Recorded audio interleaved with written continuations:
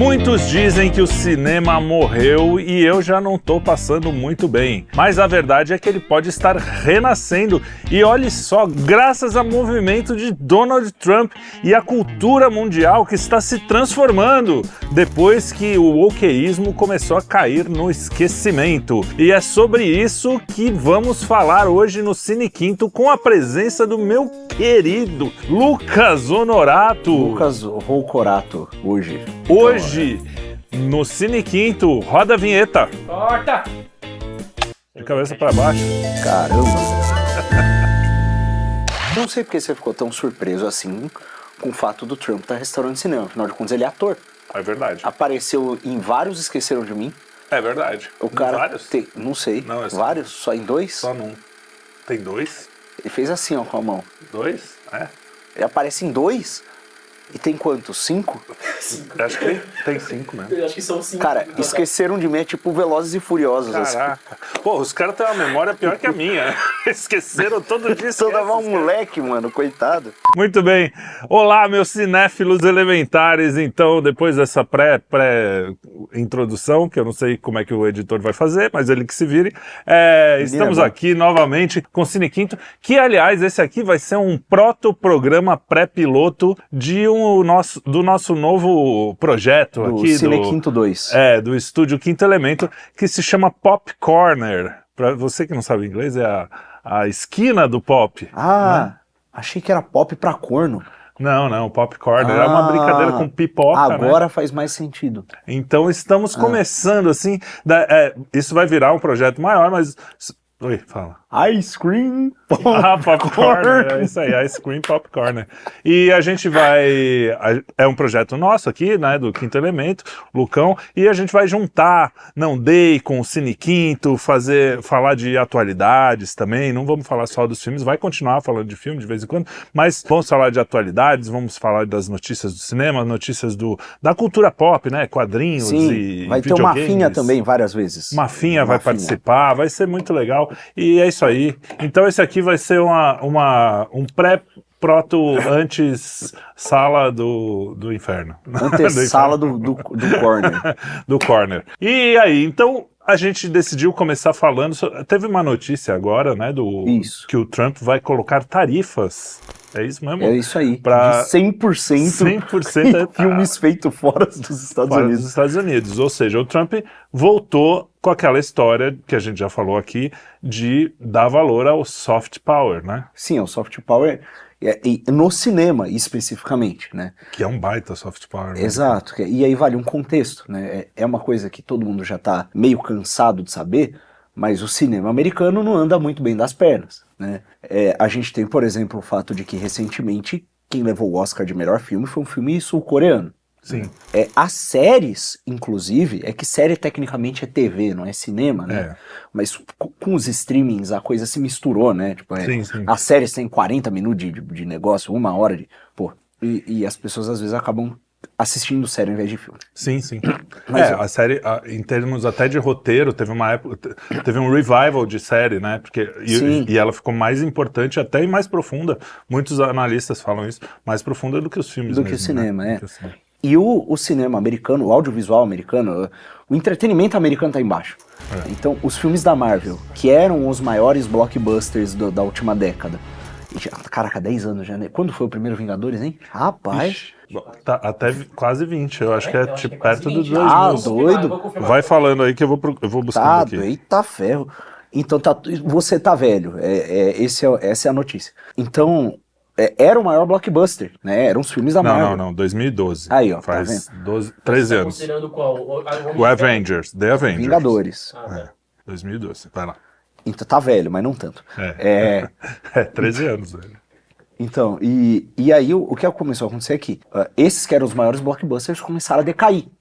Decaíram em qualidade e a bilheteria começou a cair junto. O próprio Superman da DC mesmo. E o Superman é assim, a parte de todo o resto da DC. Saca? O cara não é fã de quadrinhos. Né?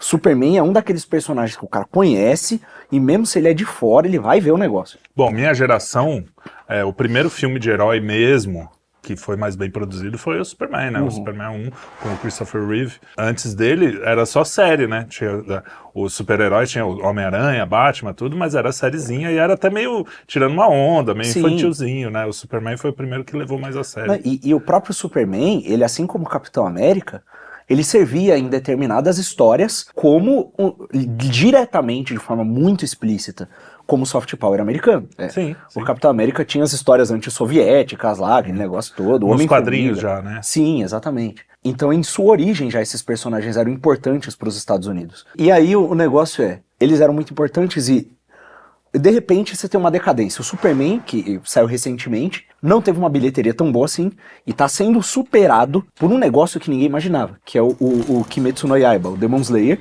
O Demon Slayer? Cara, exatamente. Que assim, o impressionante é que esse é um anime muito grande, só que esse é um filme que conta o começo do arco final do anime. Não é um filme que o cara senta sem ter nunca visto e assiste de boa. O cara tem que ter um background do assunto. Sim, então pra isso aí tá performando melhor que o Superman. Verdade, é um cara, sinal estranho. É uma coisa... Mas é um anime também, né? Não fica meio que num lugar... Se bem que pra então, Superman... na bilheteria de cinema, cara. Exatamente. É bizarro isso. É estranho. E fora que no Netflix mesmo, nos streamings em geral, você tem a popularização dos doramas no lugar das séries americanas. Sem dúvida. Eu tentei ver. Um dia eu ainda vou assistir um dorama, eu prometo para as nossas tias do Zap, que gostam muito. Minha mãe adora os doramas. Mas eu não consegui. Eu confesso que o primeiro, talvez eu tenha tido azar, não lembro nem qual era. Mas não me pegou. Eu vou tentar mais um, tá? Acho que tem uma barreira estética, tipo novela mexicana, que você passa da barreira. É que nem Chaves, né? A gente se acostumou com aquilo e fala, não, é um mundo ali, é um universo. Então você tá tendo essa decadência e uma ascensão de filmes feitos em outros mercados, fora que o custo da produção do cinema americano tá subindo horrores. E, novamente, voltando pro Demon Slayer, ele custou, tipo, 1 milhão, 2 milhões de dólares, que é, tipo, um valor baixíssimo pra uma animação. Né? E, cara, animação tem muita coisa de 3D, mas tem muita coisa 2D ainda. Sim. Então, assim, é uma parada cara. Então, ator que custa caro, efeito especial caro, tudo subindo de preço, e não sei o que. De repente, até filme americano, o nego começa a terceirizar. E o Trump chegou e falou, olha, não, a gente tem que retomar esse negócio. E aí tem duas coisas, que na verdade são essa questão do soft power que você falou, e a questão que estava na abertura também, que é o fato de que uma das razões pelas quais o cinema americano entrou em decadência foi por conta da mudança cultural. Sim.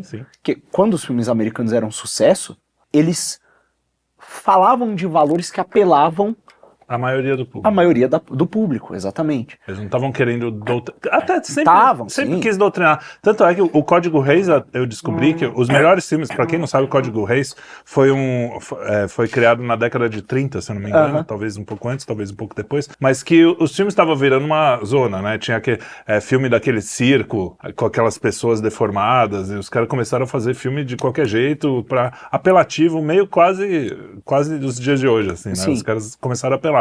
E aí veio, em Hollywood, uma turma se juntou como se fosse um CONAR aqui no Brasil, que falou assim, não é por lei, não foi uma lei nacional que proibiu as coisas. Foi assim, o próprio cinema falou, vamos colocar umas regras aqui. O que eu acho legal na arte é que nem o quadro tem a moldura, assim, né? Porque aí você tem que ter um conjunto de regras que você faz ali.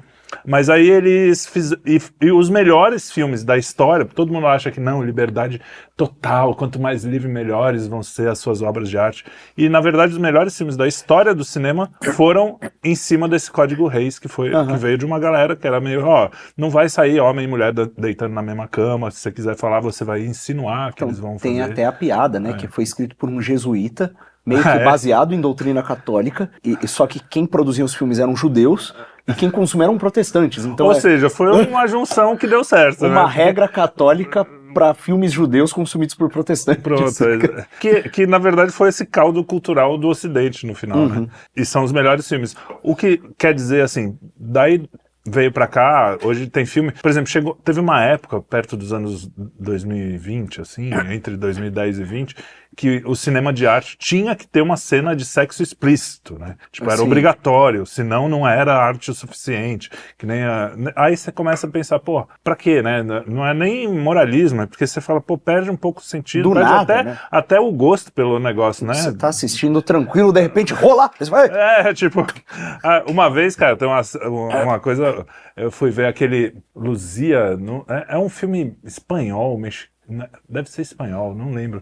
Era alguma coisa assim, desse filme cabeça, dos anos, provavelmente 2000 já, 2000 e pouco.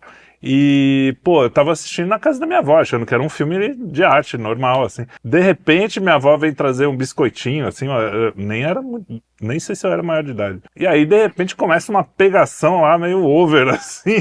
Caraca, puta vergonha, mano. Então, tem essas coisas, né?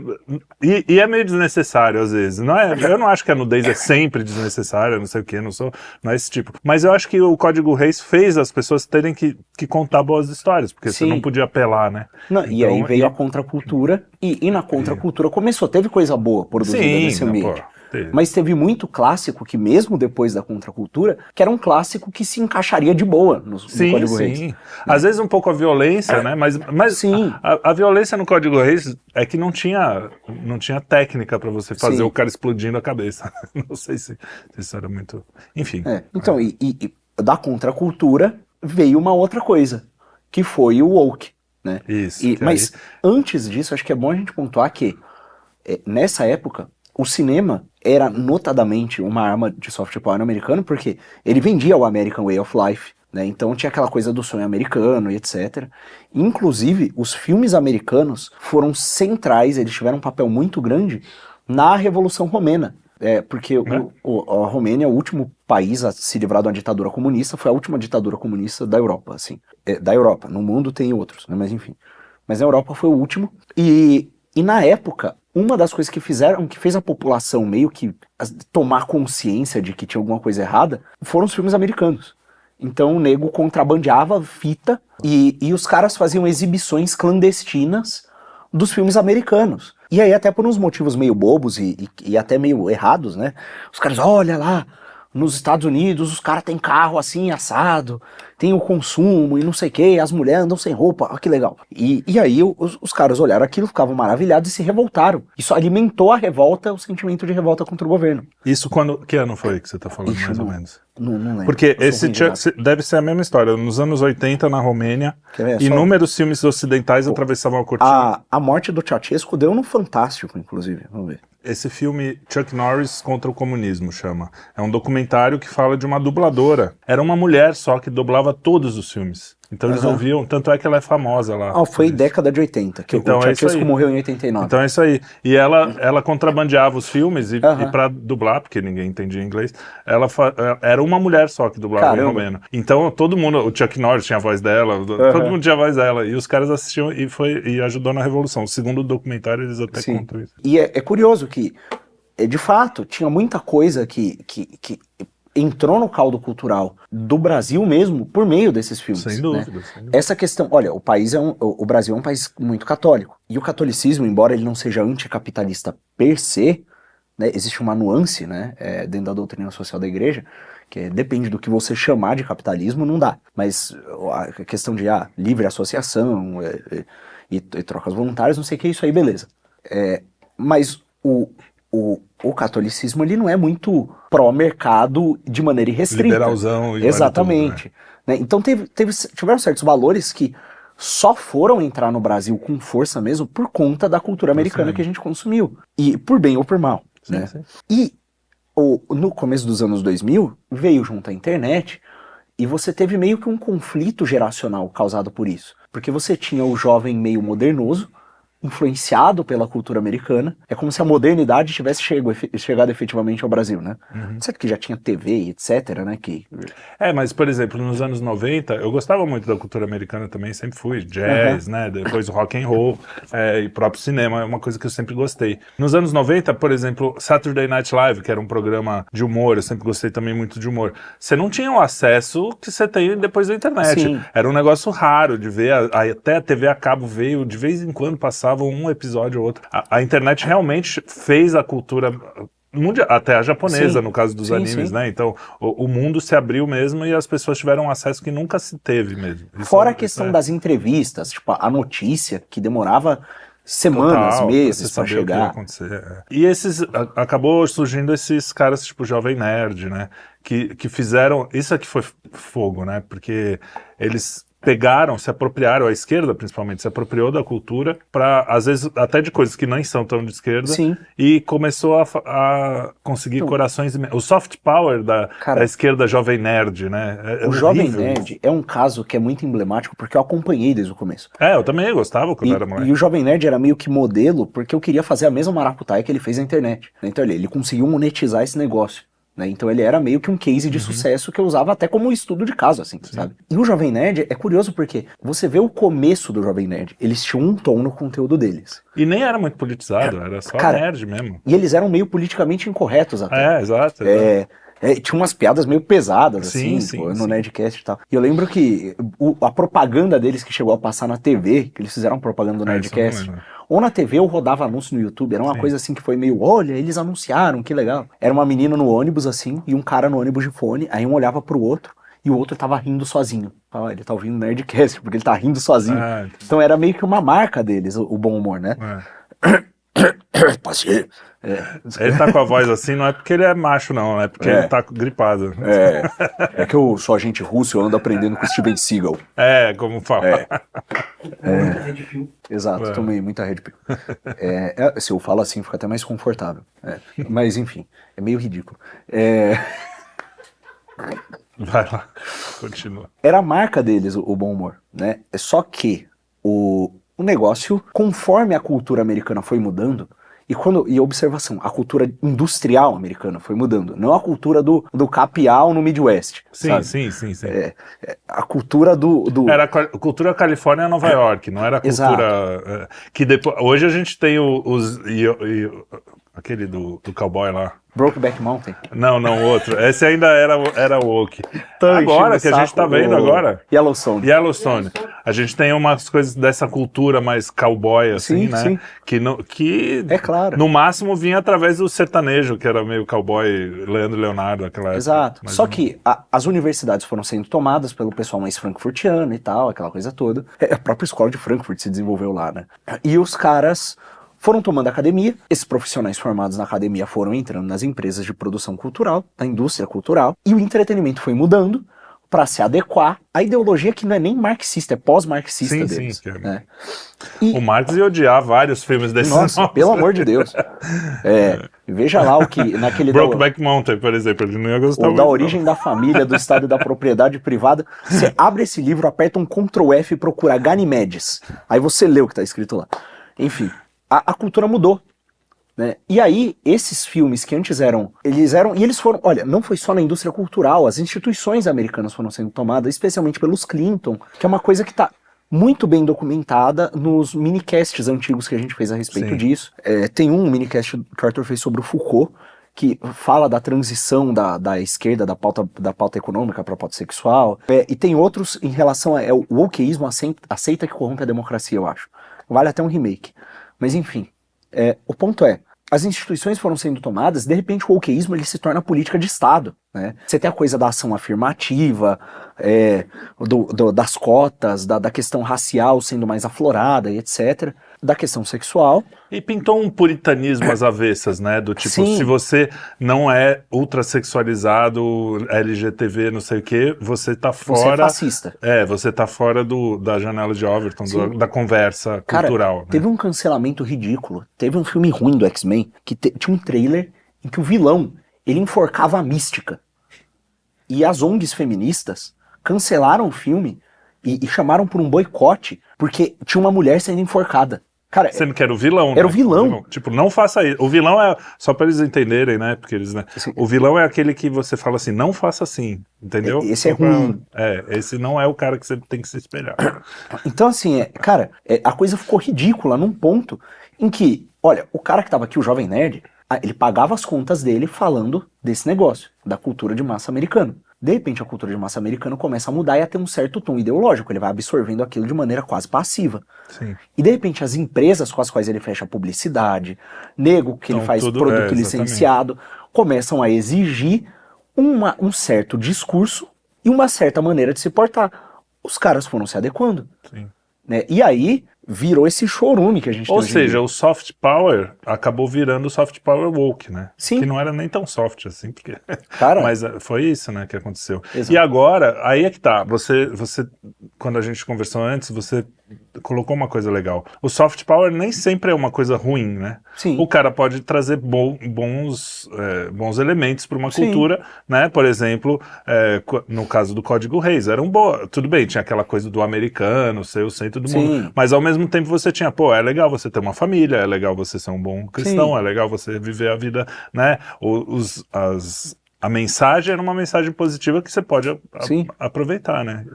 Exato. E a ficção, ela sempre teve, não vou dizer sempre, mas desde o princípio, pelo menos, tinha ali uma... não vou dizer sempre, é desde o princípio.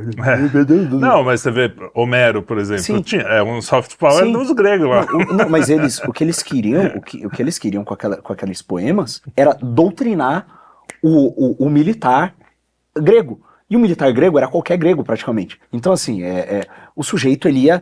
É mais fácil você ensinar sistematicamente o valor da coragem e as virtudes, não sei o quê, ou você despejar um épico na cabeça do sujeito para ele absorver. Exato. Né? E isso a gente até já disse em vídeos passados, né? O sujeito o contador de histórias na Grécia Antiga, ele era chamado de psicagogo. Psicagogo. Tem um cacófato aí, mas também é da palavra, não tem o que fazer. Psicagogo. Era o mesmo nome que se dava pro contador de histórias para aquele sujeito que conduzia almas, é um condutor de almas, literalmente. E quem conduz almas era também não só o contador de histórias, mas o necromante, o sujeito que conduz as almas do submundo. Então, assim, era a mesma palavra para as duas coisas, entendeu? Então, cara, é uma coisa que eles tinham consciência do que estava acontecendo ali. Ao contar uma história, você está conduzindo uma alma por um processo, e esse processo vai gerar efeitos nela. Né? E esses efeitos podem ser bons ou ruins. Né? Não significa que a ficção não pode ter maus exemplos, até porque você tem a questão da catarse, que já era conhecida dos gregos, né? Que você vê um mau exemplo e você o rejeita por ser mal. A questão, eu sempre falo isso, o mal existe no mundo, né? A gente vê. Quando você olha uma Pietà, não é um bom exemplo um filho morto no colo da mãe. Agora, aquilo tem um significado muito maior, o que você tira daquilo é uma coisa boa. É assim, a misericórdia, é um amor de mãe para filho. Mesmo, acho que não é nem que não é um bom exemplo, é que não é muito bonito. Não é bonito, vamos filho dizer. Morto no colo da mãe. Exatamente, é o melhor exemplo, na verdade.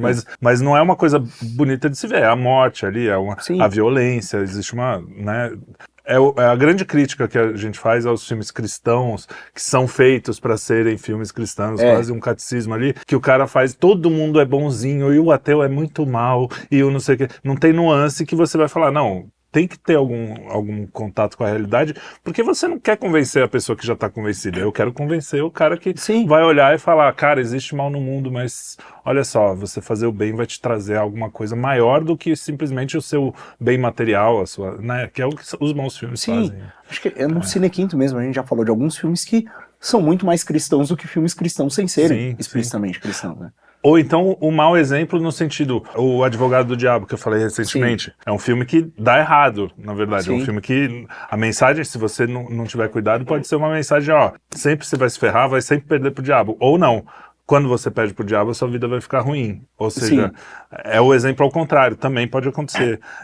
Por isso que as pessoas têm que tomar cuidado com essa coisa da arte como forma de doutrinação, porque ela sempre vai ser, que nem a gente está falando aqui, mas você precisa contar uma história verdadeira. O artista tem que estar um pouco olhando a realidade e tentando falar, dentro dessa realidade, o que a gente pode tirar dessa história. Isso aqui é uma possibilidade. Uma possibilidade, exatamente, uma possibilidade. E aí eu sempre preferi, não foi depois que eu me converti, os filmes que no final te dá você sai um pouquinho... com alguma esperança no mundo, né, em Sim. alguma coisa. Porque aquele filme tipo Seven, que é um baita filme, mas você sai, cara, carregado, né? Parece que Sim. você, né, incomoda um pouco. Mas também não acho que não tem que fazer. Mas eu acho que o problema é que Hollywood, fora os woke, que era política pura, né? Tipo os Barbie da vida, né? Mas ele tava virando uma coisa assim, é tudo nihilista, é tudo pessimista, nada tem sentido, o mundo é isso mesmo, é essa coisa triste. Até o Woody Allen, que eu gosto, Sim. era sempre assim, tá tudo errado, é tudo uma merda, mas a gente ri, porque tudo bem, mas não é, né? Exato. Não é verdade isso, porque Sim. existe uma coisa. E foi do niilismo pra propaganda woke, e uma coisa que é interessante de falar é que as próprias Forças Armadas americanas tiveram muita influência sobre o cinema por muito tempo, né? Casablanca é um filme de propaganda. Exato. O melhor filme da história. E tinha meio que umas trocas, assim, o cara ia lá e falava, ó, o exército deixa você usar esses veículos aqui pra fazer umas cenas e você retrata o exército positivamente, saca? Então sempre teve umas coisas assim. E é engraçado que o exército americano foi tomado pela política woke também. Sim, sim. Então você tinha lá a Capitoa 4 estrelas transexual. Tinha aquela propaganda, velho. A propaganda da CIA, não era? Eu lembro. Que era uma animação, que a menina tinha 2 mães, uma porra assim. Uma coisa de maluco. E o negócio é que a coisa foi tomada. A coisa foi tomada e ficou ruim. As pessoas pararam de se interessar, o negócio começou a perder dinheiro, os Estados Unidos começaram a perder a hegemonia cultural. Tanto é que hoje, cara, tem muito jovem que é entusiasta de cultura japonesa porque Sim. viu anime. Total. Cara, muito jovem que é defensor da ditadura chinesa, porque lá eles não deixam ter putaria nos filmes e o cara tá com raiva, entendeu? Exato. A própria cultura russa também tem... Cara, eles estão exercendo soft power sem nem ter produção cultural para estrangeiros direito. Exatamente. Tipo, de relevância global. É justamente pelo vácuo que os Estados Unidos estão deixando. E agora, para finalizar o programa, para não ficar muito longo, a gente tem um movimento do Trump, inclusive movimento mesmo, do tipo, vou taxar quem filmar lá fora. Porque tinha isso, né? Por causa das questões como é que é o nome disso? Aquela coisa que o Lula fazia quando era pequeno. Comer cabrita? Não, sindicato. A coisa dos sindicatos, você filmar em Nova York... Não era tão jovem assim. Não era tão jovem.